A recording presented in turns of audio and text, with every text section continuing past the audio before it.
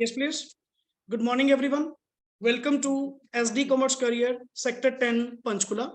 This is CA Dheeraj here and hope so you're doing well. In the previous class, in the previous session, हम लोगों ने sir chapter 8 that is declaration and payment of dividend के regarding a short discussion. Just अभी कुछ ही points हम लोगों ने अभी क्या किए थे डिस्कस किए थे. तो सबसे पहले 5 minutes की समरी मैं आप लोगों को लास्ट सेशन की करवाने वाला हूं and after that back to back नया कंटेंट क्या करेंगे स्टार्ट करेंगे. क्लियर. चलिए सर, यहाँ पे सबसे पहले मैं आप लोगों को पॉइंट क्लियर कर दूं कि लास्ट सेशन में हम लोगों की जो डिस्कशन थी that is all about one word dividend के रिगार्डिंग हम लोगों ने टॉपिक क्या किया डिस्कस किया. क्लियर. सो राइटिंग में एक एक शॉर्ट वर्ड्स में आप साथ साथ कंप्लाई करते रहिएगा. जिन्होंने मेरे साथ लास्ट सेशन लिया है क्लियर वहां से रिकॉल करते रहेंगे. Plus the main thing the rule three जो हम लोगों ने 3 कंडीशंस के साथ हम लोगों ने रीड आउट किया था वो आज दोबारा प्रॉपर वे से 1 to 1 क्या करेंगे रीड करेंगे. क्लियर. सबसे पहले सर हम लोगों का जो टॉपिक है that is all about word क्या है जी डिविडेंड का मीनिंग आप लोगों ने क्या रीड आउट किया सर. बेसिकली डिविडेंड इज अपने आप में क्या होता है reward. Sir what do you mean by reward. Reward means just एक return. Clear. Sir return for what you have invested in the share capital of company. जो भी आप लोगों ने कंपनी की शेयर कैपिटल में क्या किया, कंपनी की शेयर कैपिटल में क्या किया, इन्वेस्ट किया, उसके बदले में जो रिटर्न आपको मिलती है that is basically called as dividend.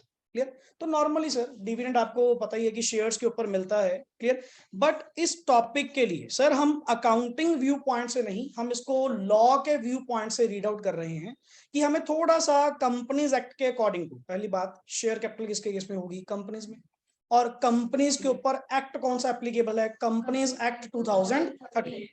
तो मुझे सर आप सेक्शन 123 से लेके 127 तक जो आपके मार्जिनल हेडिंग में दिख रहा होगा 123 से लेके 127 तक जो भी आप लोगों के सेक्शंस हैं मुझे थोड़ा उसके अकॉर्डिंग टू गाइड करिए कि सर अबाउट द डिविडेंड हम लोगों ने कैसे कंप्लायंसेस करने होंगे. बिकॉज मुझे जो डर है वो किस बात का है कि अगर मैंने कंपनीज एक्ट का कंप्लायंस नहीं करा, अगर मैंने डिविडेंड की डिक्लेरेशन प्लस डिविडेंड की जो पेमेंट है अगर मैंने एज पर द सेक्शंस नहीं करी तो सर मेरे ऊपर पनिशमेंट्स पेनल्टीज क्या हो जाएंगी अट्रैक्ट हो जाएंगी जो मुझे क्या करनी पड़ेंगी पे आउट करनी पड़ेंगी.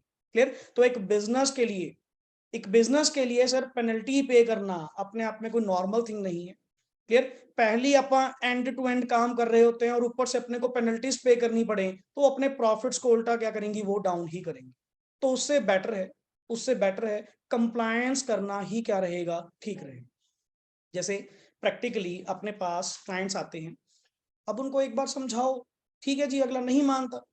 अब लिटरली सर कल को आप लोग भी प्रैक्टिस में आएंगे, आप लोग भी जॉब प्रोफाइल में आएंगे, अगर आप अपनी सर्विस क्लाइंट्स को प्रोवाइड करेंगे देन आप चार्जिंग तो लेंगे ना, फीस तो चार्ज करेंगे. अब क्लाइंट्स नॉर्मली क्या कहते हैं सर इतने कंप्लायंस करने पड़ेंगे कंपनीज में, ये तो जी खर्चा बहुत हो जाएगा. मैं कहा जी अगर आपको लगता है कि कंप्लायंस करना महंगा है एक बार नॉन कंप्लायंस करके देख लो, समझ आ जाएगा आपको. अगर सी साहब आप ठीक हो, कितनी फीस बनती है आपकी दे दो. हम सिंपल वर्ड कहते हैं भाई जब तुम कंपनीज में आ चुके, कंपनीज का मतलब ही क्या है कंप्लायंस करने पड़ेंगे सर, करने पड़ेंगे. अदरवाइज इतने सेक्शंस हैं पर्टिकुलरली किसी ना किसी सेक्शन की पेनल्टी में आप लोग क्या हो जाओगे अट्रैक्ट हो जाओगे. और सर ये कोई बहानेबाजी नहीं है, कोई वेवर नहीं है, पे आउट करना पड़ेगा. एंड ये वेरी स्ट्रिक्ट है. तभी ये स्टेट लेवल के अंडर नहीं आती कंपनीज किसके अंडर आती हैं सेंट्रल लेवल पे. इसकी जो अथॉरिटी है वो कौन है सर सेंट्रल गवर्नमेंट है. और सेंट्रल गवर्नमेंट ने अपनी पावर्स किसको प्रोवाइड की हुई हैं MCA मंत्रालय, मिनिस्ट्री ऑफ कॉर्पोरेट अफेयर्स. इनके तो सर कोई ऑफिस भी नहीं है, किससे जाके बात करोगे. प्योरली कम्युनिकेशन किसके थ्रू आता है सर मेल्स के थ्रू. ऑनलाइन फॉर्म्स आपने अपलोड करने हैं, सारे कंप्लायंसेस आपने पूरे करने हैं, दैट्स इट. क्लियर है कॉन्सेप्ट. तो यहाँ पे ये जो सेक्शंस का हमारा कंप्लायंस था, सबसे पहले डिविडेंड को हमने 2 पार्ट्स में डिवाइड किया सर. एक आपका डिविडेंड कौन सा होता है फाइनल, एंड दूसरा कौन सा होता है जी एंटायर. फाइनल कौन सा होता है जिसको हम शॉर्ट वर्ड में यूज करते हैं एनुअल डिविडेंड. क्या वर्ड यूज करते हैं? एनुअल, जो साल की साल हर कंपनी अपना पे आउट करती ही करती है। और एंटायरम कौन सा होता है सर? During the year. कौन सा होता है? During the year. और जिसको तुम वर्ड कह सकते हो क्या? Additional dividend. जो कंपनी खुश होकर अपने शेयर होल्डर्स को क्या कर रही है? पे आउट कर रही है, that dividend is basically called as additional dividend. अरे कंपनी बहुत बढ़िया प्रॉफिट्स कमा रही है, कंपनी अच्छे सरप्लस में चल रही है, एनुअल डिविडेंड तो देंगे ही देंगे, फाइनल डिविडेंड तो देंगे ही देंगे ड्यूरिंग द 2 AGMs। नॉर्मली ये जो आपके डिविडेंड्स होते हैं ये सर आपके फाइनलाइज्ड कहां पे होते हैं? एजीएम में। AGM means annual journal meeting, जो ईयर बाय ईयर मेंबर्स की हर बार करवाई जाती है। सर फाइनल डिविडेंड तो देंगे ही देंगे, उसकी चिंता ना करो। कहीं आपको लगे शायद ये अभी कुछ डिविडेंड देकर बाकी वो साफ कर देंगे, नहीं नहीं सर, ये एडिशनल है, चिंता ना करो, वो तो आपको मिलेगा ही मिलेगा जो होगा। ये एडिशनल हमारी ओर से है, क्योंकि सर आपकी कैपिटल अच्छा काम कर गई, कंपनी बढ़िया प्रॉफिट्स में है, तो हम आपको एक एडिशनल डिविडेंड क्या देना चाहते हैं? प्रोवाइड करना चाहते हैं। तो अभी तक हमने जो पॉइंट डिस्कस किया कि एनुअल डिविडेंड को सर जो रिकमेंड है, रिकमेंड कौन करता है जी? बोर्ड। रिकमेंड कौन करेगा? बोर्ड। एंड डिक्लेयर कौन करेगा? मेंबर्स। डिक्लेयर कौन करेगा? मेंबर्स। सर इसमें फर्क है, क्लियर? डिक्लेयर करना और रिकमेंड करना ये दोनों अलग अलग चीज। जैसे मैंने आपको वर्ड यूज किया, सर आपकी रिकमेंडेशन क्या है, मतलब आपका प्रपोजल क्या है, क्लियर? तो final dividend late it B, board ने कितना डिसाइड किया? बोर्ड कहते हैं जी हमारी लास्ट ईयर की पोजीशन को देखते हुए, लास्ट ईयर के प्रॉफिट्स को देखते हुए हम रिकमेंड करते हैं, हम दरख्वास्त करते हैं, हम प्रपोज करते हैं कि 15% डिविडेंड क्या किया जाए? डिक्लेयर किया जाए। क्या बोर्ड ने डिक्लेयर किया? बोर्ड ने जस्ट क्या किया? रिकमेंड की। फाइनलाइज्ड करना किसके हाथ में है? मेंबर्स कहां पे करेंगे? एजीएम। तो जब एनुअल जर्नल मीटिंग बुलाई जाएगी, सारे मेंबर्स जितने भी कंपनी के हैं, जब मीटिंग बुलाई जाएगी, मीटिंग में देखा जाएगा हाँ जी बोर्ड ने कितना प्रपोज रखा? 15%। अब मेंबर्स की मर्जी है, मेंबर्स की मर्जी है, वो एज इट इज 15% भी कम करना चाहें कम कर सकते हैं, बढ़ा नहीं सकते। एक लाइन आप लोग फाइनल डिविडेंड में रीड आउट करेंगे, द मेंबर्स में रिड्यूस द अमाउंट और the rate proposed by the, किसके द्वारा? Board, but they can not increase. But sir उसको इंक्रीज नहीं कर पाएंगे, क्लियर? अब लेट इट बी तुम्हारे मेंबर्स कहते हैं ना जी 15% नहीं 20% देंगे, sir as per the law आप कर ही नहीं पाएंगे, क्योंकि मेंबर्स के पास वही रिकमेंडेशन तक या उसको कम करने की क्या होती है? पावर होती है, बट वो इंक्रीज नहीं कर पाएंगे, ओवरराइड नहीं कर पाएंगे। और जो एंटायरम डिविडेंड है सर, इसमें तो डेक्लेरेशन ही, डिक्लेयर ही कौन करेगा? बोर्ड। ये सारी पावर ही किसके पास है? Board of directors. कोई दिक्कत नहीं है सर, मेंबर्स को पूछने की जरूरत नहीं है, वैसे भी एडिशनल डिविडेंड है, बोर्ड अपने लेवल पे डायरेक्टली क्या कर दे? डिक्लेयर ही कर दे, कोई प्रॉब्लम वाली बात नहीं, क्लियर? चलिए, ये तो सर एक सिंपल सा कंटेंट था जहां पे आपने दो वर्ड्स इंट्रोड्यूस किए, one is final dividend and second is entire. अब चलते हैं सर मेरा मेन सेक्शन, सबसे पहला सेक्शन, सेक्शन नंबर देखिए साइड पे लिखा होगा कौन सा, जिसमें हेडिंग आप लोग रीड आउट कर रहे होंगे, वर्ड क्या लिखा हुआ है जी? Conditions. Sir conditions with respect to declaration and payment. मैं आपको पूरा सेक्शन आज ये टारगेट लेके चलते हैं, ये सेक्शन हमने आज मिनिमम कंप्लीट करना ही करना है, clear? With revision, clear? Conditions में सबसे पहला पॉइंट आप लोग देख रहे होंगे बॉक्स के साइड पे क्या लिखा होगा? सोर्स। सर मुझे ये बताइए, ये डिविडेंड का सोर्स क्या होगा? पैसा कहां से आएगा? ये डिविडेंड बांटने के लिए, डिविडेंड बांटने के लिए पैसा कहां से आएगा? The prime source is profits of company. Company के जितने भी प्रॉफिट्स होंगे, वैसे भी सर प्रॉफिट्स के ऊपर शेयर होल्डर का हक है, क्लियर? तो उसी प्रॉफिट में से जितना भी डिविडेंड इन लोगों का बनता होगा, जैसा कंपनी ने प्रपोज डिक्लेयर करा होगा, अकॉर्डिंग टू दैट उन प्रॉफिट्स में से इन लोगों को डिविडेंड क्या कर दिया जाएगा? बांट दिया जाएगा।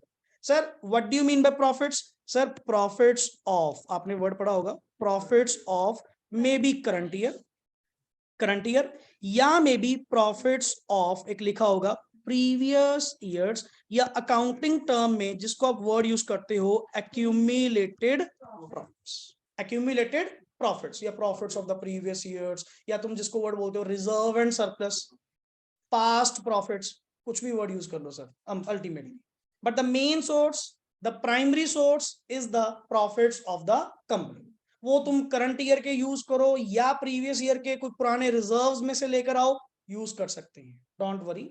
अगर कभी आपके पास पैसा कम हो, मैं कह रहा हूं सर मेरे पास तो करंट ईयर के प्रॉफिट्स कम है, याद आ रही है प्रोविजन लास्ट कि करंट ईयर के प्रॉफिट्स आपके इनएडिक्वेट हैं और मेरी इंटेंशन है कि अपन ने डिविडेंड ज्यादा बांटना, तो क्या हो गया, पुराने रिजर्व्स भी तो पड़े हैं, उनमें से पैसा निकाल के बांट दो। हाँ बट सर कुछ कंडीशंस हैं, कुछ कंप्लायंसेस हैं, वो आपको करने पड़ेंगे, हमें कोई दिक्कत नहीं, clear. But the prime sources, पैसा बांटने के लिए, डिविडेंड देने के लिए कहां से आएगा, प्रॉफिट्स ऑफ द कंपनी, चाहे करंट ईयर के प्रॉफिट्स या पास्ट ईयर के प्रॉफिट्स, जहां मर्जी से यूज करो। एंड द सेकंड सोर्स जो बच्चों को हमेशा याद नहीं होता, that is money provided by CG और एसजी। सर सीजी और एसजी के द्वारा जितना भी पैसा कंपनी को क्या किया गया, प्रोवाइड किया गया, इन परसुआंस ऑफ, एक वर्ड लिखा होगा आपके पास, in pursuance of guarantee given by it. अगर सर गवर्नमेंट ने आपके केस में डिविडेंड की आपको क्या प्रोवाइड करी है, गारंटी प्रोवाइड करी है, तो वो पैसा भी आप लोग फॉर द डिविडेंड डिस्ट्रीब्यूशन के लिए क्या कर सकते हैं, यूज कर सकते हैं, क्लियर। कि अगर सेंट्रल गवर्नमेंट ने, स्टेट गवर्नमेंट ने डिविडेंड की आपको क्या प्रोवाइड करी है, गारंटी प्रोवाइड करी है, तो सर पैसा भी तो देना पड़ेगा। और मैं कह रहा हूं जी मेरे पास तो पैसा है नहीं, तो क्या हो गया, वो गारंटी उन्होंने दी थी ना, सेंट्रल गवर्नमेंट से, स्टेट गवर्नमेंट से पैसा मांगो अल्टीमेटली कि सर आपने गारंटी दी थी डिविडेंड बांटने की, तो हमें पैसा प्रोवाइड करे, और ये पैसा नेक्स्ट आगे डिविडेंड डिस्ट्रीब्यूशन के लिए क्या हो पाएगा, यूज हो पाएगा। और ये बहुत रेयर केसेस में होता है कि सेंट्रल गवर्नमेंट या स्टेट गवर्नमेंट आपको क्या प्रोवाइड करे, गारंटी प्रोवाइड करे। ज्यादातर इसीलिए हम प्राइम सोर्स में किसको लेके चलते हैं, प्रॉफिट्स। ठीक है सर, आपका एक पॉइंट समझ में आया। देन ये बताइए सर, क्या जो प्रॉफिट्स आप लोगों के एसपीएल के अंदर, जो आप statement of profit and loss बनाते हैं, जो यहाँ पे क्या आपका टू नेट प्रॉफिट शो हो रहा होगा, क्या मैं उसको बेस मान लूंगा, क्या मैं उसी को बेस मान लूंगा कि हाँ सर यही आपका प्रॉफिट है, इसी में से आप अपना डिविडेंड क्या कर दीजिए, डिस्ट्रीब्यूट कर दीजिए? कहता नहीं सर, यहाँ पे मैनर ऑफ कंप्यूटिंग प्रॉफिट्स जो होगा, कि प्रॉफिट्स को कैलकुलेट कैसे करना है, ये मैं आपको बताऊंगा। हम तुम्हारे अंधविश्वास पे नहीं चलेंगे कि जो तुम्हारी कंपनी के statement of profit and loss में प्रॉफिट दिख रहा है उसी को बेस मान के बांट दे। हो सकता है सर ये तो मैनिपुलेटेड हो सकता है इसमें काफी सारी आइटम्स ऐसी हो जो एज पर द सेक्शंस हम नहीं लेकर चलते। फॉर एग्जाम्पल सबसे पहला वर्ड आपने क्या पढ़ा, एक तो सर डेप्रिसिएशन, जैसे चार्ज होती है वैसे ही आप लोगों की प्रॉपर वे से क्या होगी, चार्ज होगी, क्लियर। कोई वहां से एक्सक्लूजन नहीं होगा, तेरी जितनी डेप्रिसिएशन बनती है एसेट्स के ऊपर प्रॉपरली चार्ज कर। फिर प्रॉफिट को क्या करना, कैलकुलेट करना, एंड पेज के सबसे लास्ट पे चेक कर लिखा होगा डेप्रिसिएशन जो है वो शेड्यूल 2 के अकॉर्डिंग, कौन से अकॉर्डिंग, शेड्यूल 2 के अकॉर्डिंग तो आप क्या करेंगे, चार्ज करेंगे। सर ये शेड्यूल 2 कौन सा है, कंपनीज एक्ट 2013 का, जिसमें अलग अलग एसेट्स की कितनी यूजफुल लाइफ होगी, किस रेट पे डेप्रिशिएट होगा, एवरीथिंग इज गिवन। तो जब आप अपने कंपनी अकाउंट्स बनाएंगे उसमें जो डेप्रिसिएशन आप लोग चार्ज करेंगे वो as per the schedule 2 charge करिए, फिर प्रॉफिट्स उठाना। नहीं तो यूजली तुम पता है क्या बोलते हो, सर डेप्रिसिएशन तो नॉन कैश आइटम, डेप्रिसिएशन तो नॉन कैश आइटम है, मेरे से कौन सा कोई कैश गया। बट नहीं सर, हमारे as per the accounting treatment depreciation अपने आप में क्या है, एक लॉस है, एक एक्सपेंस है, जो एसपीएल में क्या होना चाहिए, डेबिट होना चाहिए, और हम करके हटेंगे। फिर तुम प्रॉफिट्स उठाना, मतलब सर क्या आप ये कह रहे हो कि यहाँ पे डेप्रिसिएशन आएगी ही आएगी, यस ये तो आएगी सर, डन, एक पॉइंट। दूसरे पैराग्राफ में लिखा होगा किसी भी तरह के अनरियलाइज्ड गेन्स, वर्ड क्या है, अनरियलाइज्ड गेन्स। अच्छा अनरियलाइज्ड मतलब जो मिले नहीं, जो रियलाइज्ड ही नहीं हुई, क्लियर। जो नोशनल गेन्स हैं, नाम के गेन्स हैं, रीवैल्यूएशन रिजर्व्स हैं, सर ऐसा कोई भी प्रॉफिट जो तुमने यहां पे क्या कर रखा होगा, प्लस कर रखा होगा और जिसका इंपैक्ट किस में आ रहा होगा, नेट प्रॉफिट में। सर हम नहीं लेके चलेंगे जब तुझे गेन हुआ ही नहीं। जब आप खुद ही वर्ड का यूज कर रहे हो अनरियलाइज्ड, भाई साहब रियलाइज्ड होता ना, मिला होता, मैं फिर भी विश्वास करता कि यस सर सचमुच में प्रॉफिट है। अनरियलाइज्ड है, जिस दिन रियलाइज होएगा उस दिन देखेंगे। जैसे लेट इट बी मेरी ये 1 CR की प्रॉपर्टी 1 करोड़ की प्रॉपर्टी 1.5 करोड़ की हो गई, 1.5 करोड़ मिला तो नहीं है, हो गई। तुम भी एंट्री क्या पास करते हो, तुम उसकी रीवैल्यूएशन कर देते हो, 50 लाख रुपए इनकम बुक कर लेते हो। क्या वो, एक बार बता, क्या 50 लाख रुपए तुझे रियलाइज्ड हुआ? तो सर किस बात की खुशी मना रहे हो, किस बात का डिविडेंड बांट रहे लोगों को? जिस दिन एक्चुअली पैसा मिलेगा, जिस दिन एक्चुअली आप लोगों के पास पैसे आएंगे, उस दिन तुम बांटते फिर भी अच्छे लगते हो। Unrealised income, unrealised gains, notional gains, revaluation reserves, सबके सब बाहर क्या कर दो, एक्सक्लूड कर दो। मैं डिविडेंड डिस्ट्रीब्यूशन के टाइम जब ये नेट प्रॉफिट उठाऊंगा, ऐसे जो भी तुमने यहां पे क्या कर रखे होंगे ऐड, सारे बाहर कर दो। मेरे को नहीं चाहिए, मेरे को तो एग्जैक्ट वो प्रॉफिट चाहिए जो डिविडेंड डिस्ट्रीब्यूशन के लिए क्या होगा, अवेलेबल होगा। ऐसे थोड़ी सी तुमने एसपीएल बनाया, एसपीएल में दिखा दिया कि इतना प्रॉफिट आया, चलो जी उसी को बेस मानते हुए हमने डिविडेंड नेक्स्ट आगे क्या कर दिया, डिस्ट्रीब्यूट कर दिया। दैट इज रॉन्ग सर, ये गलत है। अगर कल को वही प्रॉपर्टी की वैल्यू आपकी डाउन चली गई तो क्या कर लोगे भाई? मैं कह दूं लो जी मैं तो पिछले साल उसको इनकम मानते हुए मैंने तो डिविडेंड ज्यादा बांट दिया। हाँ पे तेरे को कहा किसने था, कहा किसने था? हम इसीलिए तो समझा रहे हैं कि सर हम तुम्हारे अकॉर्डिंग नहीं, हम अपने सेक्शंस के अकॉर्डिंग टू प्रॉफिट की डेफिनेशन क्या करेंगे, कैलकुलेट करेंगे कि मेरे प्रॉफिट्स में ये चीज कभी भी नहीं आएंगी। क्लियर? तो नंबर 1 पॉइंट, डेप्रिसिएशन जैसे चार्ज होती है वैसे ही होगी। नंबर 2, किसी भी तरह का अनरियलाइज्ड गेन, किसी भी तरह का नोशनल गेन, किसी भी तरह का कोई रीवैल्यूएशन रिजर्व, कोई भी हम लोग बीच में प्लस नहीं करेंगे। लास्ट वर्ड पढ़ लो क्या लिखा हुआ है, आर एक्सक्लूडेड, कि इनको एक्सक्लूड करके चलो प्रॉफिट्स निकालते टाइम। डन, एक पॉइंट। सर एक बात बताओ, चलो मैं ये सारा कुछ यहां तक क्लियर हुआ, तेरे पास यहां पे प्रॉफिट कितने आए, 12 लाख। मैं एग्जांपल वर्ड टू वर्ड चलूंगा अपने प्रोविजंस के अकॉर्डिंग। तेरे पास यहां पे कितना आया जी, 12 लाख रुपए। अब क्या 12 लाख रुपए सही है एज पर द प्रोविजन अभी तक? क्या 12 लाख रुपए सही है? हाँ सर, डेप्रिसिएशन चार्ज है और वो फालतू के आप लोगों ने क्या कर दिए, बाहर निकाल दिए। डन हो गया। अब सर क्या ये 12 लाख रुपए अब मैं डिविडेंड डिस्ट्रीब्यूशन के लिए क्या मैं यूज कर सकता हूं या अभी भी कोई प्रोविजन है? अभी भी एक प्रोविजन है। क्या? सर ये जो 12 लाख रुपए का इस बार का आपका प्रॉफिट है ना, डायरेक्टली आप सीधा डिविडेंड डिस्ट्रीब्यूशन में यूज नहीं कर पाएंगे। पहले प्रीवियस ईयर का, पास्ट ईयर का कोई क्या लिखा हुआ है, ब्रॉट फॉरवर्ड लॉस। क्या लिखा हुआ है, ब्रॉट फॉरवर्ड लॉस, जो पिछले साल का क्या था, लॉस, ब्रॉट फॉरवर्ड लॉस। और एक वर्ड मैंने लिखवाया होगा आपको, अनएब्सॉर्ब्ड, वर्ड क्या है जी, unabsorbed depreciation, unabsorbed depreciation. Sir पहले इनको सेट ऑफ करो, इनको, इन दोनों में से क्या करो, सेट ऑफ करो। अच्छा सर चलो आपने कह ही दिया, अब करना तो पड़ेगा कि एज इट इज तो मैं उठा नहीं पाऊंगा, चलो कर लो। ब्रॉड फॉरवर्ड लॉस कितना है, मैं कह जी 3 लाख रुपए। ब्रॉड फॉरवर्ड लॉस आपका कितना है, 3 लाख रुपए। अच्छा वो तुम्हारी डेप्रिसिएशन कितनी है, कहता सर वो कितनी है जी, मेरी 2.5 लाख रुपए। कितनी है, 2.5 लाख। तो अब बताओ क्या 12 लाख रुपए डायरेक्टली यूज करूंगा? नहीं, पहले पिछले साल का लॉस, पिछले सालों की क्या, अनएब्सॉर्ब्ड डेप्रिसिएशन, जो पहले काम नहीं करके आई थी, जो पहले यूज नहीं हो पाई as an expense, that is called as unabsorb. क्योंकि अगर तो एब्सॉर्ब हो गई होती, खर्चा अलाउ हो गया होता, फिर तो वो एब्सॉर्ब हो जाती। सर पिछले साल तो आपके लॉस थे, तो आपको डेप्रिसिएशन भी किसने अलाउ करी होगी, अलाउ ही नहीं करी होगी as per the income tax. ये सारी थिंग्स आपके पास आएंगी इनकम टैक्स में, आप एक एक वर्ड क्या करेंगे, रीड आउट करेंगे। मैं अभी इसीलिए ज्यादा डिटेल में नहीं लेकर जा रहा, नहीं आप फिर वही लेक्चर इसी पे लगा देंगे सारा। क्लियर? तो अनएब्सॉर्ब डेप्रिसिएशन सेट ऑफ करने के बाद मतलब 12 माइनस 3 9, 9 माइनस 2.5 कितना हुआ? अब बांट ले, जो तूने करना है कर। ये तेरा डिविडेंड अवेलेबल फॉर क्या है, डिस्ट्रीब्यूशन, बांट। सिंपल सा पॉइंट। बट सर इनसे ऊपर नहीं जा पाओ, एज पर द प्रोविजन ही आपको क्या करना होगा, कंप्लायंस करना होगा। मतलब वही बात आ गई ना, अभी तक आप लोगों ने अकाउंट्स में जो पढ़ा होगा, अभी तक जो अकाउंट्स में आपने पढ़ा होगा वो तो एक फ्रंट था कि जी कंपनी ने 10% डिविडेंड क्या कर दिया, डिक्लेयर कर दिया, तुम भी नॉर्मली उसका अकाउंटिंग ट्रीटमेंट वैसे कर देते थे।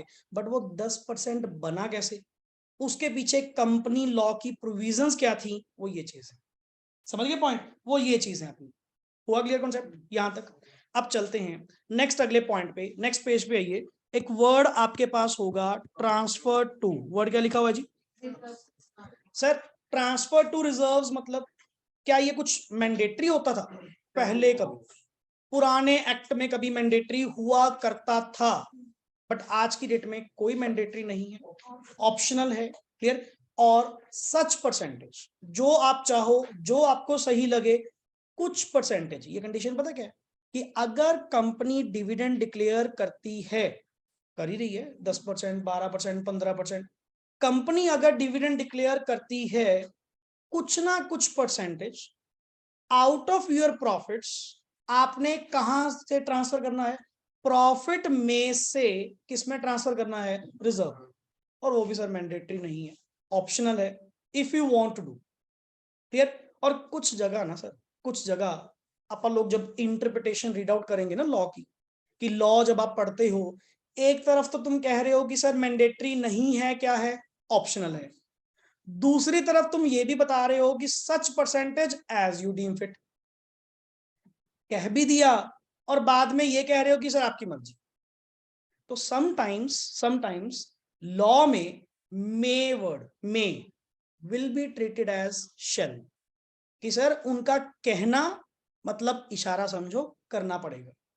हाँ कर दो अपनी मर्जी से कुछ परसेंटेज, 2%, 3%, 5%, 10%, जो तुझे सही लगे, कुछ अमाउंट अपने प्रॉफिट्स में से निकाल लो और अपने रिजर्व्स में से क्या कर दो? ट्रांसफर कर दो। That is called as transfer to reserves.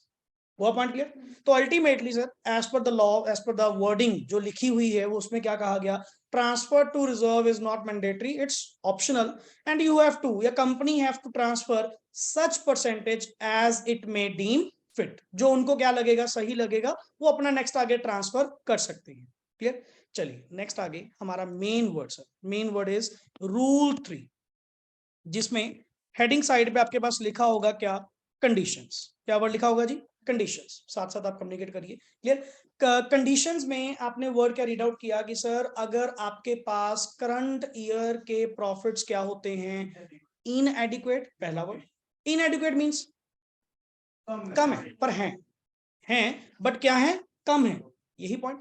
दूसरा वर्ड क्या था? या फिर है ही, या फिर एब्सेंस है।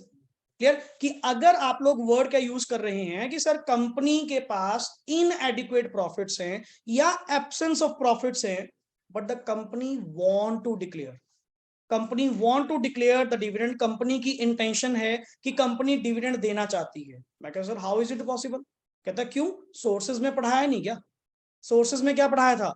करंट ईयर के प्रॉफिट्स या प्रीवियस ईयर के? तो क्या दिक्कत होगी इस बार अगर प्रॉफिट्स कम हैं या इस बार प्रॉफिट्स ही नहीं है?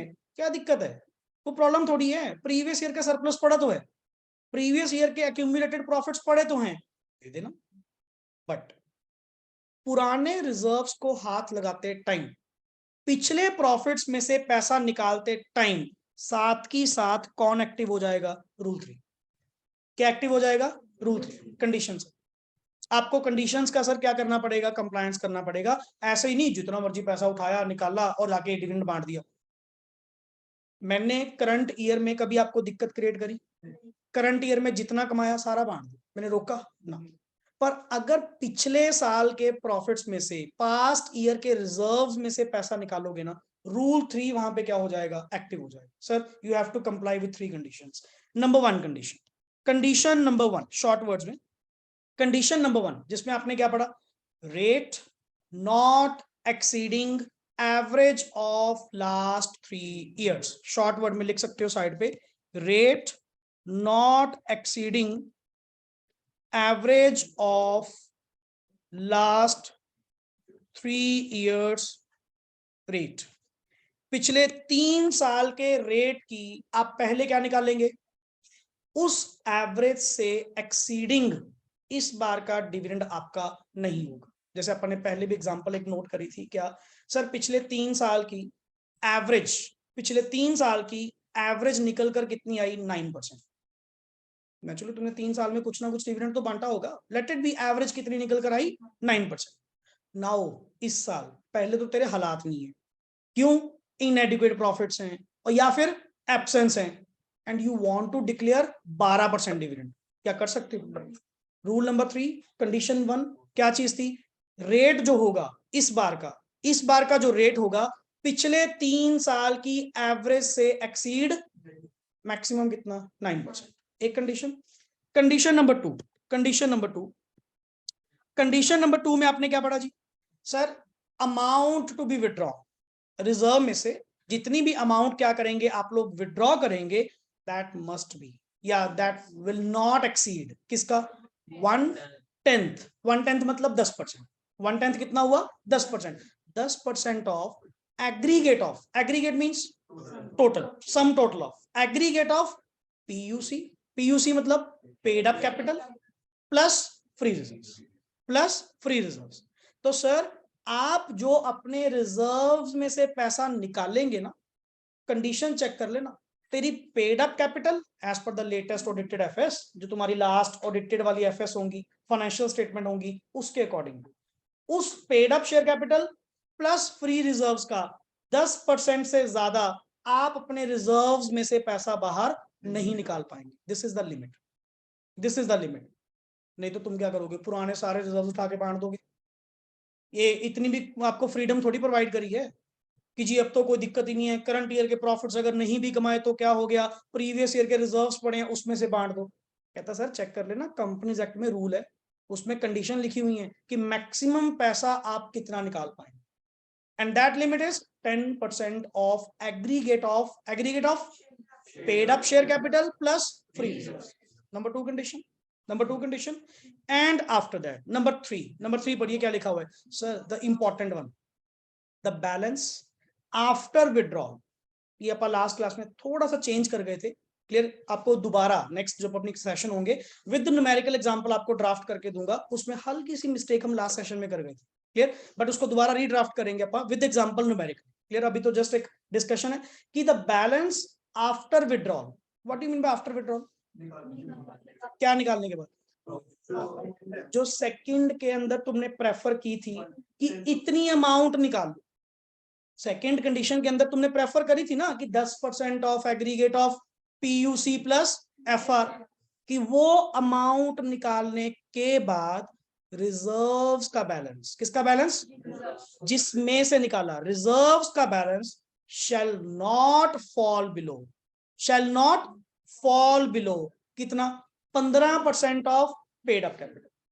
कि पेड अप कैपिटल के 15% से नीचे आपका रिजर्व्स का बैलेंस नहीं जाना चाहिए। मतलब एटलीस्ट विड्रॉल के बाद, क्या किसके बाद? विड्रॉल के बाद तेरे रिजर्व्स में कम से कम किसका? पेड अप कैपिटल का 15% के बराबर तो रिजर्व होना चाहिए। जो लास्ट क्लास में हल्का सा पॉइंट हम ट्विस्ट कर गए थे, the actual thing is this, जब प्रोविजन ध्यान से रीड करें कि सर आफ्टर विड्रॉल के बाद जो रिजर्व्स का बैलेंस है वो कम से कम तेरी पेड अप कैपिटल के 15% के बराबर होना चाहिए। अगर नहीं हो रहा सर, आपको कंडीशन चेक करनी पड़ेगी, अमाउंट जो है वो थोड़ी कम करनी पड़ेगी। जैसे आपने सेकंड कंडीशन में कहा था इतना पैसा निकाल लो, ऐसे नहीं निकालने देंगे। तीसरी कंडीशन भी क्या होनी चाहिए? कंप्लायंस होनी चाहिए। अच्छा एक बात बताओ, ये तीनों कंडीशंस में से कोई एक या तीनों कंडीशंस? तीनों कंडीशंस। 3 की 3 कंडीशंस जहां पे कंप्लायंस होंगी वहां पे वो अमाउंट मैं आपको निकालने के लिए क्या करूंगा? अलाउ करूंगा, otherwise I will not allow. मैं आपको अलाउ नहीं करूंगा सर। अगर करना है तो रूल 3 का कंप्लायंस करें, तीनों कंडीशंस पूरी करें, मैं आपको अलाउ करूं, क्लियर? और एक पॉइंट बीच में पेंडिंग था, क्या चीज सर? करंट ईयर में आपके क्या थे? लॉसेस। करंट ईयर में क्या थे? लॉसेस।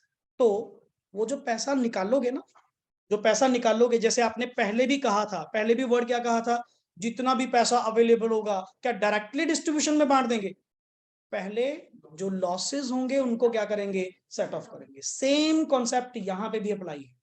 तुमने जो निकाला, तुमने क्या निकाला sir? 10% of paid up share capital plus free reserves. मेरी एग्जांपल के according late it B 100 paid up share capital, free reserves 80 lakh, total कितना हुआ 180 लाख। 180 लाख का 10% कितना हुआ 18 लाख। तेरी सेकंड कंडीशन के अकॉर्डिंग टू मैक्सिमम पैसा कितना विड्रॉल कर सकते हैं? क्या सर 18 लाख यूज कर लूं? नहीं, पहले 18 लाख में से करंट ईयर के जो क्या आ रहे होंगे लॉसेस वो सेट ऑफ कर। करंट ईयर के लॉसेस मान लो कितने हैं आपके पास 3 लाख रुपए। सर 18 नहीं, 18 में से पहले 3 वो सेट करो, 15 लाख रुपए नेक्स्ट आगे आप क्या कर सकते हैं यूज कर सकते हैं। अरे वो बेस तो सेम है, जो पहले बेस था वही मैंने यहाँ पे कहा कि जी सीधा पैसा यूज आप डिविडेंड डिस्ट्रीब्यूशन में नहीं कर पाओगे, पहले आपको अपने प्रीवियस ईयर के लॉसेस या करंट ईयर के लॉसेस क्या करने पड़ेंगे सेट ऑफ करने पड़ेंगे। This is our last session.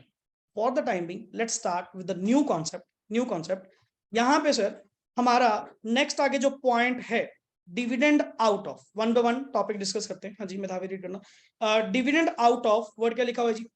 Free reserve. वैसे भी सर आपने फ्री रिजर्व ही वर्ड यूज किया। मैंने कभी आपको कहा कि स्पेसिफिक रिजर्व आप यूज कर सकते हैं?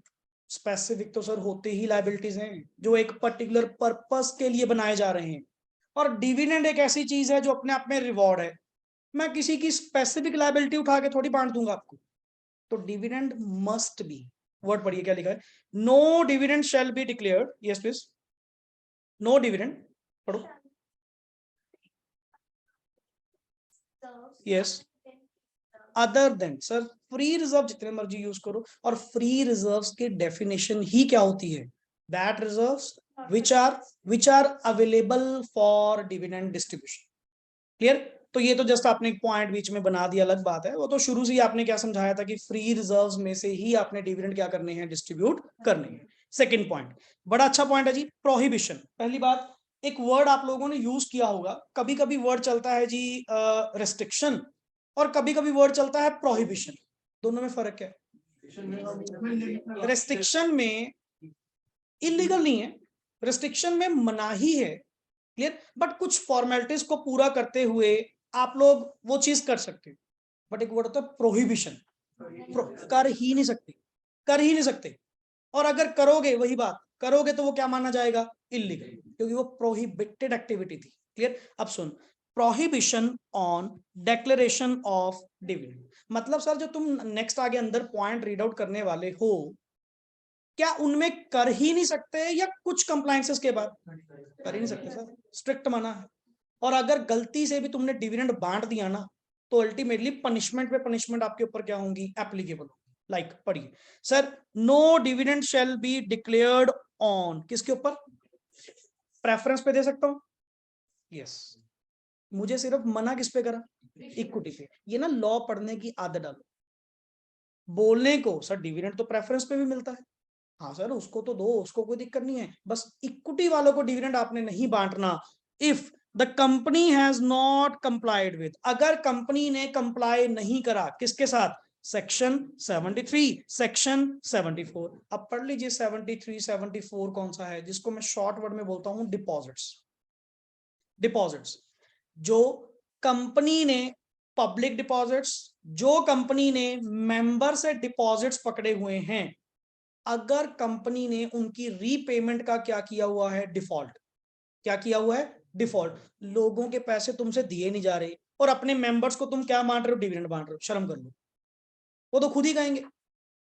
जो लोगों का पहले पैसा है, जिनके डिपॉजिट तुम लोगों ने पकड़े हुए हैं, अरे वो तो पहले वापस कर दो। और अपने मेंबर्स को तुम खुश कर रहे हो क्या बांट कर? डिविडेंड बांट कर। नेचुरली कंपनीज एक्ट तो आपके खिलाफ होएगा ही होएगा।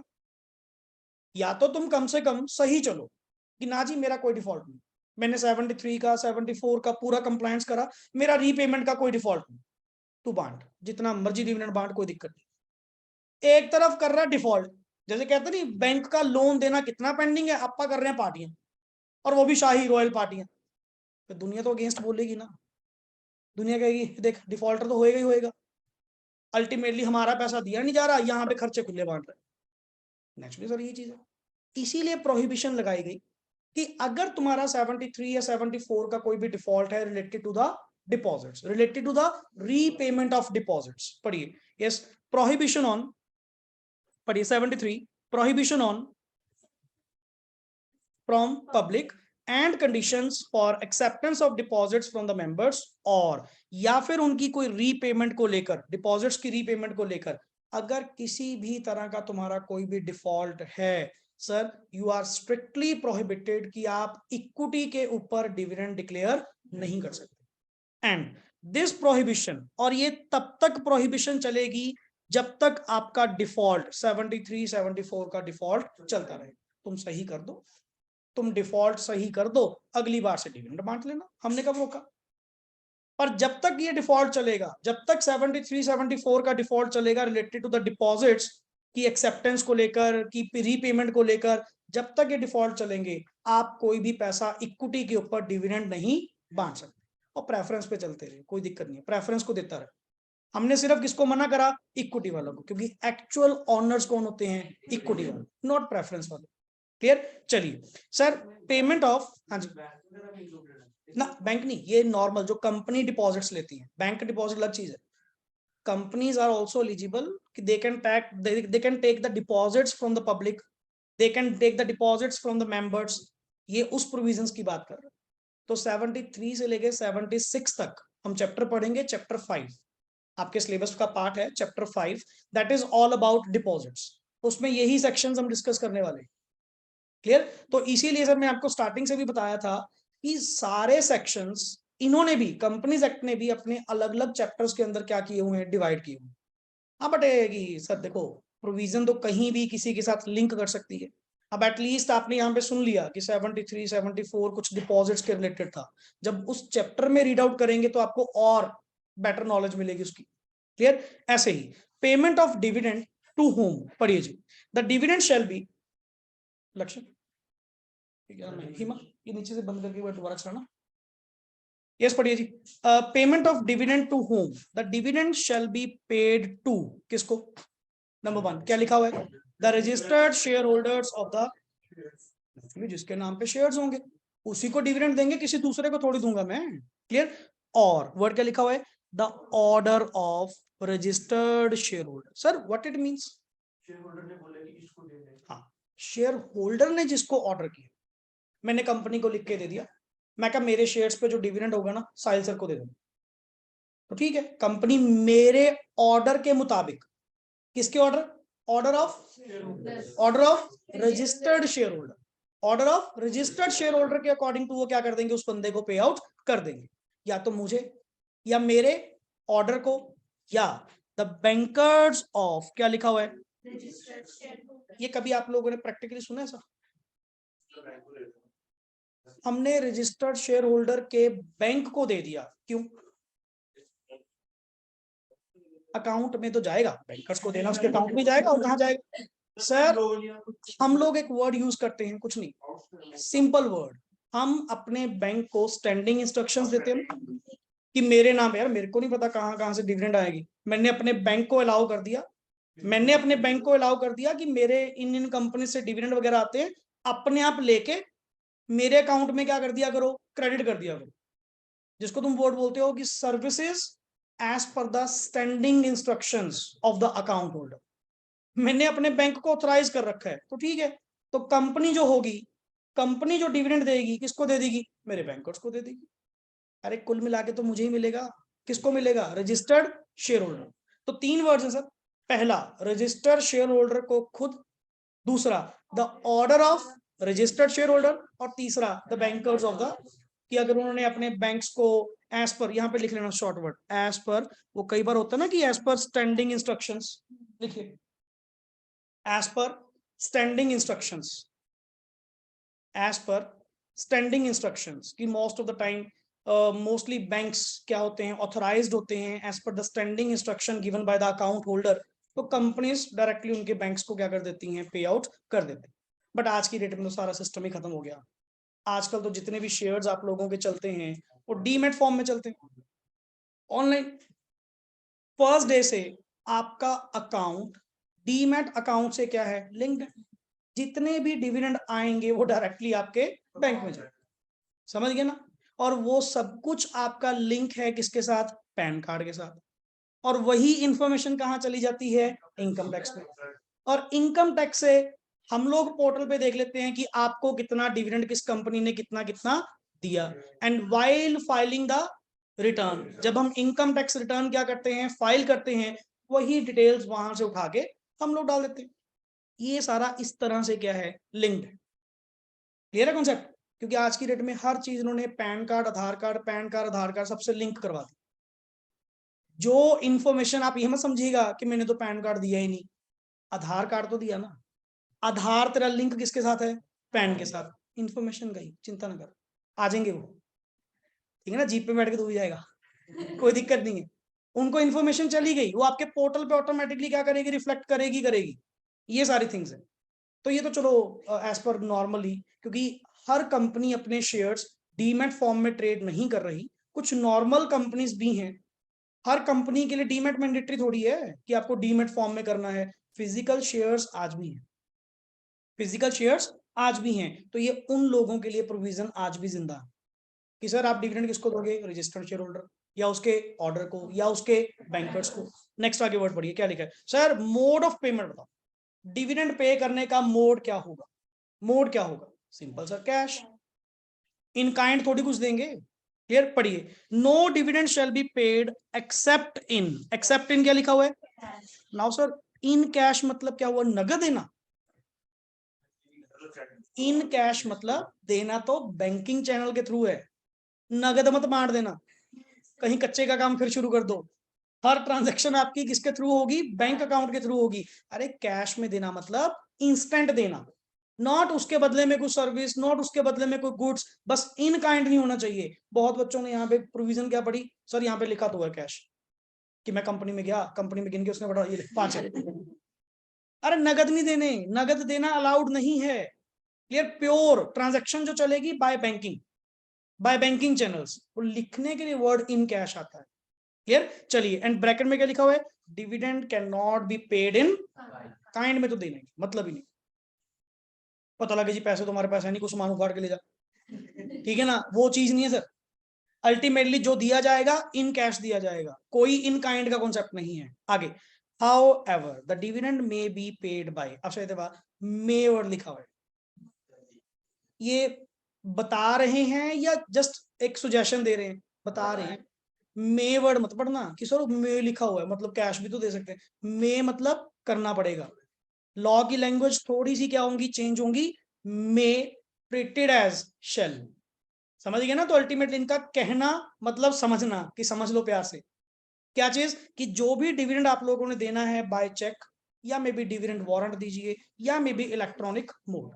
ये समझ दो डिविडेंड वारंट क्या होता है, कभी सुनाओ। डिविडेंड वारंट लाइक कूपन्स, जैसे कूपन्स होते हैं ना, वाउचर्स, गिफ्ट वाउचर्स, जैसे अमेजोन के वाउचर्स होते हैं, ठीक है ना, फ्लिपकार्ट के गिफ्ट वाउचर्स होते हैं। वो क्या होता है सर, वाउचर अगर आपके पास है आप कब मर्जी रिडीम करवा लो। हमने तो डिक्लेयर कर दिया कि भाई हमने तुम्हें क्या देना है, डिविडेंड देना है। मैंने 5,000 का डिविडेंड वारंट बनाया, आपको दे दिया। क्लियर, कि जब आप चाहो आप कंपनी में आना, इसको रिडीम करके अपने 5,000 ले जाना, आपकी इच्छा। समझ गए ना। तो कई बार कंपनीज क्या करती हैं, डिविडेंड वारंट भी इशू कर देती हैं, अरे जिसमें डिक्लेयर कर चुकी कंपनी, देना तो है ही है, आज दे दे या कल दे दे। समझ गए ना। तो may be instantly by cheque, instantly through electronic mode, और मे बी डिविडेंड वारंट के थ्रू, कि हम आपको क्या करेंगे सर, एक रसीट डिविडेंड वारंट बना के दे देंगे, आप जहां भी जाएंगे आपका ये कैश हो जाए। जैसे ये बताओ, अमेजोन के जो वाउचर हैं, आप कुछ मर्जी शॉपिंग करो, कोई स्टोर्स पे जाओ, जहां मर्जी यूज करो, उन्होंने तो अपनी ओर से 5,000 का वाउचर आपको दे दिया। जब भी आप शॉपिंग करेंगे, चाहे ऑनलाइन करें चाहे स्टोर पे करें, क्लियर, तो वहां पे वो वाउचर क्या हो जाएगा, एलिजिबल हो जाएगा। वाइल टाइम बिलिंग, आपने बस एक नंबर सा बताना होता है उस वारंट का, वो ऑटोमेटिकली पेमेंट क्या हो जाती है, कट हो जाती है। This is the game. ऐसे ही कंपनीज करती हैं, that is called as dividend warrants. Clear, चलिए, next is sir capitalisation of, हाँ जी, प्रॉफिट्स परमिटेड, पढ़िए जी। It is permissible to capitalize the profits or reserves by, sir if you want to capitalize your reserves, अगर आप अपने reserves को क्या करना चाहते हैं, कैपिटलाइज करना चाहते हैं, तो आपके पास दो तरीके, दो क्या, वर्ड तो एक ही है, बोनस। बोनस शेयर दे दो या बोनस कॉल दे दो। Bonus call and bonus share ये दोनों अलग अलग चीज। बोनस शेयर देना मतलब पूरा का पूरा शेयर देना as a free, as a free. और नॉर्मली बोनस शेयर किसको मिलता है? फुली पेड अप शेयर्स को। फुली पेड अप शेयर्स को, जिनके शेयर्स क्या होंगे? फुली पेड अप होंगे। लेट इट बी आपका 10 रुपए का शेयर था, 8 पेड अप है। कितना पेड अप है? 8। मैं आपको बोनस शेयर नहीं दे पाऊंगा। अगर मुझे आपको बोनस शेयर देना है ना, पहले आप अपने 2 रुपए दीजिए, अपना शेयर क्या करवाइए? फुली पेड अप करवाइए, देन मैं आपको क्या दे पाऊंगा? बोनस शेयर दे पाऊंगा।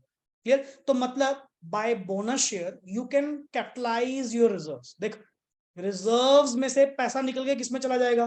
कैपिटल में। रिजर्व्स में से पैसा निकल के किसमें चला जाएगा? कैपिटल में, क्योंकि मैंने आपको शेयर दे दिया। वही 10 रुपए रिजर्व्स में से निकाल के मैंने क्या बना दी? Capital. That is called as capitalisation of reserves. या फिर अगर इतने भी पैसे नहीं है आपके पास, बट फिर भी आप कुछ करना चाहते हो, बोनस कॉल दे दो। बोनस कॉल का मतलब क्या हुआ? आपका कितना पेड अप था? 8। कितना पेड अप था? 8।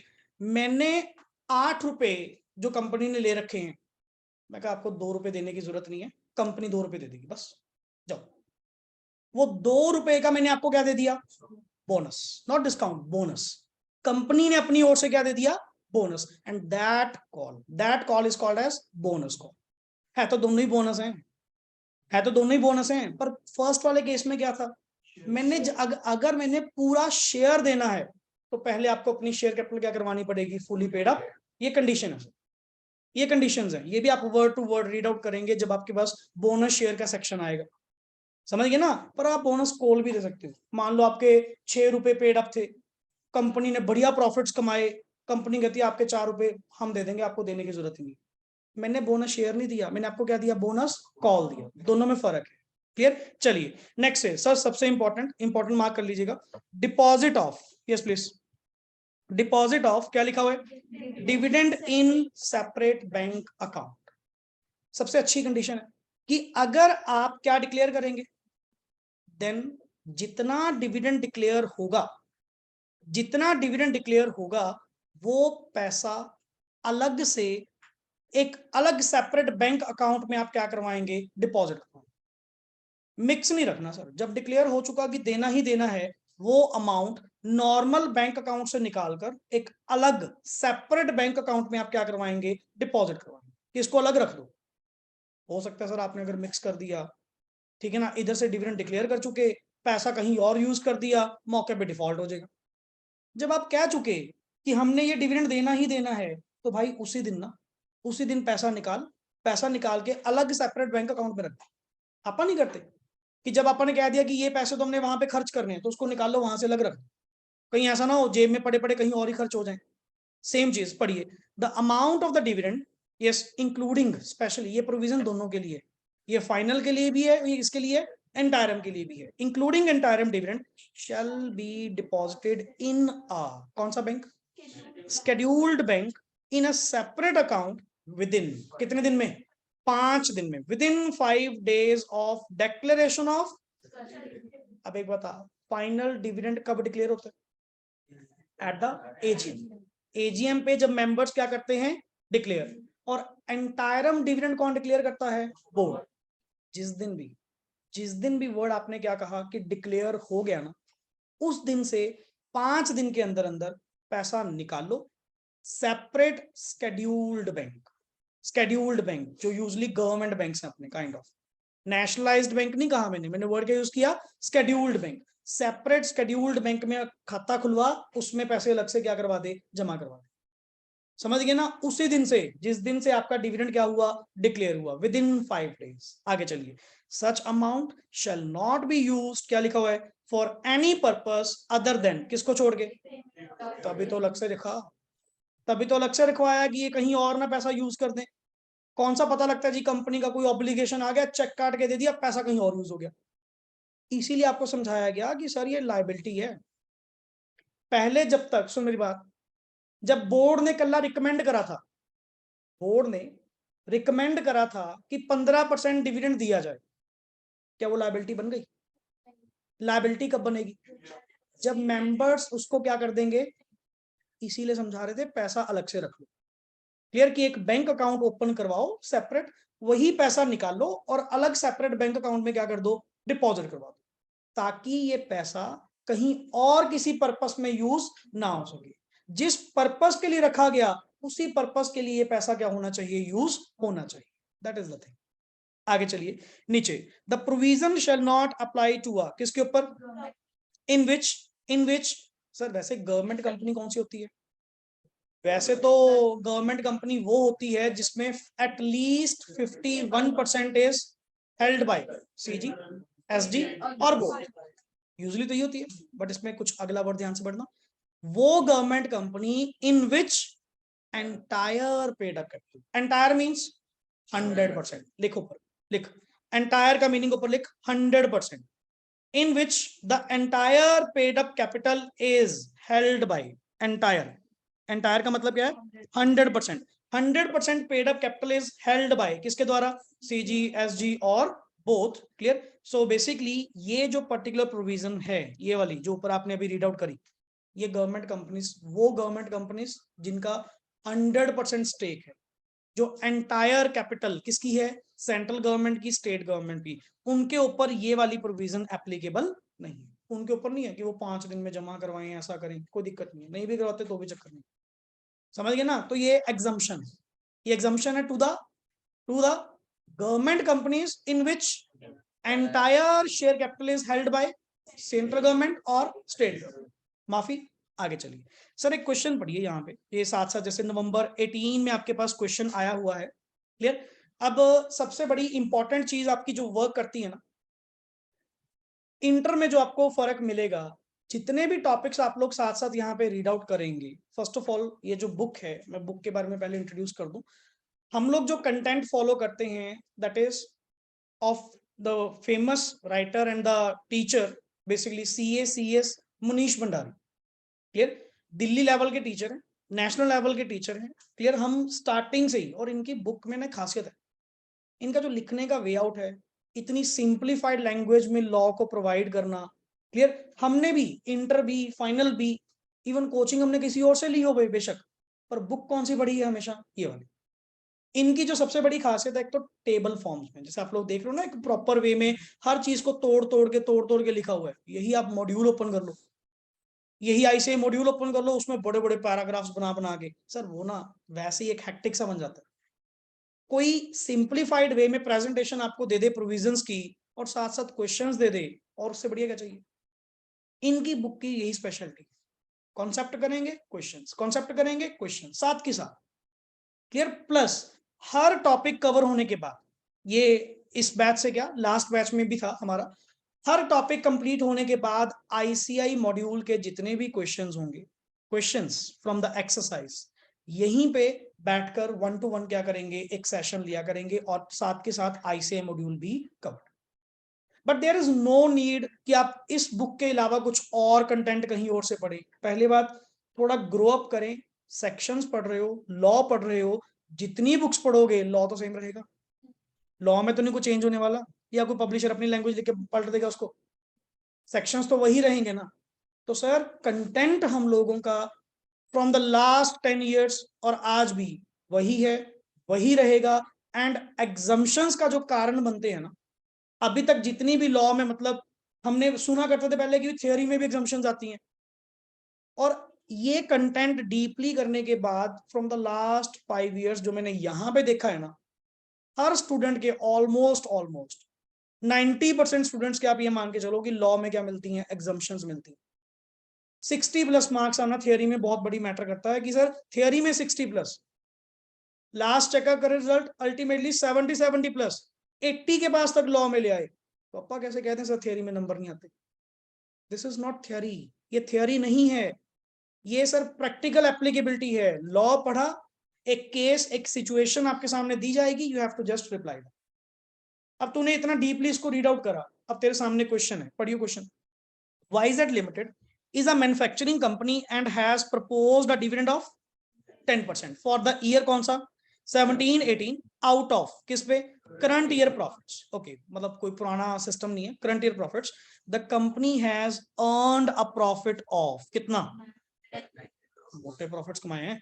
YZ Limited does not intend to transfer any amount to the, और वैसे भी अब देख इतनी सी लाइन पड़ी, तो क्लिक क्या करा, वो प्रोविजन थी transfer to reserves, second page पे first point transfer to reserves, वहां पे क्या लिखा, फर्स्ट लाइन ही क्या लिखी थी, ठीक है। अगर ये कह भी रहे हैं does not intend to transfer any amount to general reserve of the company out of the current year profit, is YZ limited allowed to do so, yes, क्योंकि एज पर द प्रोविजंस तो वहां पे कौन सा mandatory था, वहां पे खुद उन्होंने वर्ड क्या यूज किया, ऑप्शनल है, और वो भी अगर करोगे ना, अगर करोगे such percentage as you deem fit, जो तुम्हें सही लगे।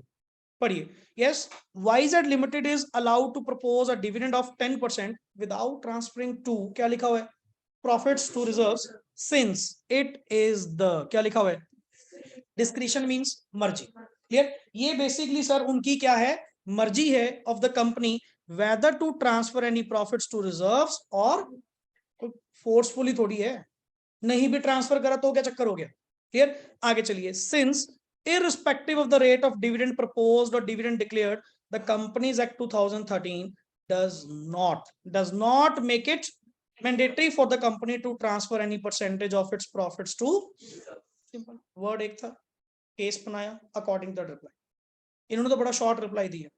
आप इसको हमेशा जैसे फाउंडेशन में भी आपको बताया था 3 पैराग्राफ्स में रिप्लाई करो, पहला provision, number 2 fact of the case, number 3 conclusion, समझ गए ना, वैसे ही इसको क्या करेंगे, रिप्लाई करेंगे। प्रोविजन में क्या, as per the companies act 2013, कोई सेक्शन का चक्कर नहीं, किसी को याद होते हैं बहुत बढ़िया, नहीं भी होते उससे भी बढ़िया, समझ गए ना, पर टेंशन लेने वाला काम नहीं है सर, मेरे को सेक्शन याद नहीं हो रहे, अरे कोई दिक्कत नहीं है, एक्ट का नाम लिखो, खुद ही ढूंढ लो, अपने को नहीं पता कि कौन सा सेक्शन है, पर गलत मत लिख देना, क्योंकि जहां तुमने लिखा गलत, अगले ने रीड ही नहीं करना, वहीं पे क्रॉस, अगले ऐसा ऐसा तो सेक्शन ने नहीं कहा जो तुमने कह दिया, वो क्रॉस करेगा करेगा, समझ गए ना, कभी भी सेक्शन नहीं लिखने का, आता भी हो नहीं लिखने का।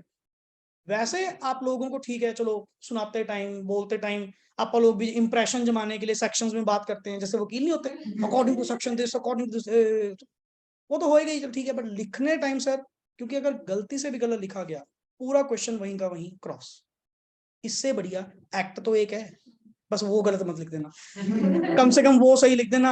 आधे होते हैं जिनको यही नहीं पता कॉन्ट्रैक्ट एक्ट चल रहा है, सेल ऑफ गुड्स एक्ट चल रहा है, सारे सेम ही चल रहे हैं, एक ही साल कसम खा के 1872, बाकी भी एक्ट होते हैं भाई, उनके भी साल होते हैं, कोई एक ही चलाई जा रहे हो, यही नहीं पता कॉन्ट्रैक्ट है, सेल्स है, कंपनीज है, LLP है, कौन सा है, एक ही याद है जी 1872 में कुछ हुआ था।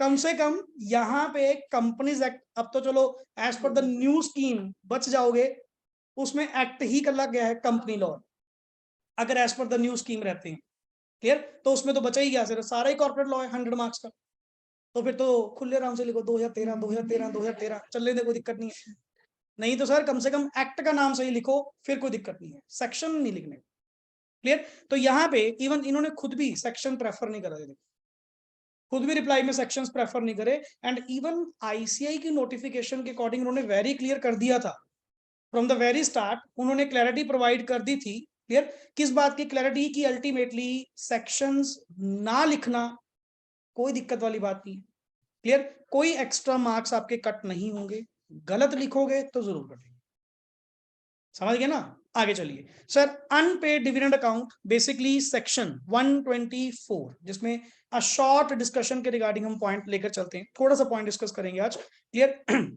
वर्ड क्या लिखा हुआ जी पहले तो sir, what do you mean by unpaid,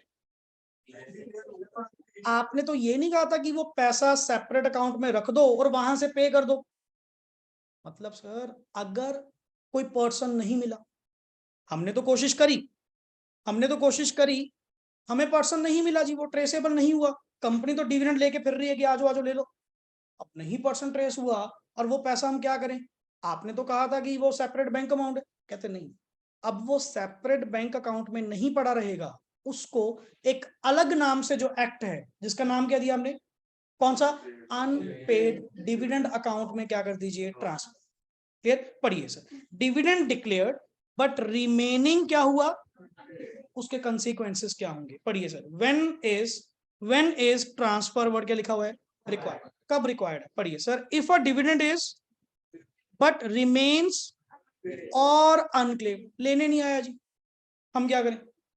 4 bar message भेज दिए, क्लियर, उसको मेल्स कर दिए, रजिस्टर्ड मेल पे सब कुछ मेंशन कर दिया, स्टिल अगर वो पर्सन नहीं आ रहा तो हम भी उसमें क्या करें sir? Clear. So for, word क्या लिखा है? फॉर 30 दिन तक, from the date of its. अब पर सर आप एक बात बताओ, डेट ऑफ डिक्लेरेशन तो वो नहीं थी जिस दिन बोर्ड ने या मेंबर्स ने क्या किया था, उस दिन से 5 दिन के अंदर आपने पैसा कहां रखना था सर? क्या क्या आप ये कह रहे हो, लेट इट बी, ये अगर मैं टाइम फ्रेम बनाऊं, ये आपका क्या था? Date of declaration, date of, यहां से विदिन विदिन कितने दिन में? 5 डेज में आपने पैसा कहां रखना था? सेपरेट स्केड्यूल्ड बैंक डिपॉजिट करवाना था। एंड 5 दिन तो ये हो गए, टोटल डेज आपको कितने बताए जा रहे हैं? तो सर आपके कहने का मतलब ये हुआ कि आपने ये अकाउंट कितने दिन में क्लियर करना था? ये सर बिल्कुल सही, 5 दिन में पैसा वहां रखो, वहां से 25 दिन के अंदर जिस जिसका बनता है बांट दो, क्लियर। बट अगर कोई डिविडेंड जो क्या हो चुका? डिक्लेयर्ड, जो क्या हो चुका? डिक्लेयर्ड, एंड रिमेनिंग यहां से 30 डेज के बाद अगर वो 30 दिन तक क्या रहा? अनपेड रहा, from the date of declaration से, कुल मिला के 25 दिन मिले थे आपके। क्लियर। आगे चलिए, क्या वर्ड लिखा हुआ है सर? वेयर टू ट्रांसफर, जाना कहां पे सर? जाना कहां पे? बढ़िया, द अमाउंट ऑफ अनपेड और unclaimed dividend shall be transfer to a, किसमें? एक और स्पेशल अकाउंट, उसको भी बंद कर दो, एक अलग स्पेशल अकाउंट ओपन होगा by the name unpaid dividend account in any scheduled bank, वो भी अलग रहेगा, स्केड्यूल्ड बैंक में रहेगा, बट अब टाइटल चेंज हो चुका। अब ये डिविडेंड कौन सा है? अनपेड। अनपेड का मतलब क्या हुआ? मैंने तो डिक्लेयर करा बट अभी तक पे नहीं। Clear. So basically time limit क्या है? यहीं तक सिर्फ टाइम लिमिट फॉर ट्रांसफर क्या है? Such transfer shall be made within from the expiry of, from the date of, मतलब सर क्या आप ये कह रहे हैं कि अगर 30 दिन पूरे हो चुके तो यहां से 7 डेज के अंदर अंदर ये अमाउंट कहां पे जाएगी? Unpaid dividend. इसको बना लीजिए फटाफट, इसको बना लीजिए सर। इसको अपन यहाँ पे ना ऐसे एक नीचे अलग से बना के, पे विद इन 30 डेज, मतलब अपन ने सर विद इन 30 डेज ये खत्म करना था जो भी था, पे विद इन 30 डेज।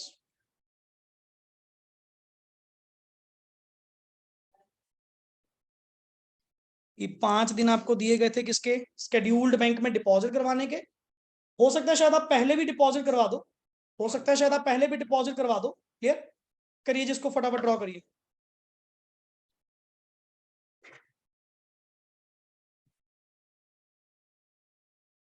क्लियर, इसको कंप्लीट करिए एंड आफ्टर दैट आपकी टेक्स्ट की क्लास होगी, Sahil sir will continue from the text point of view.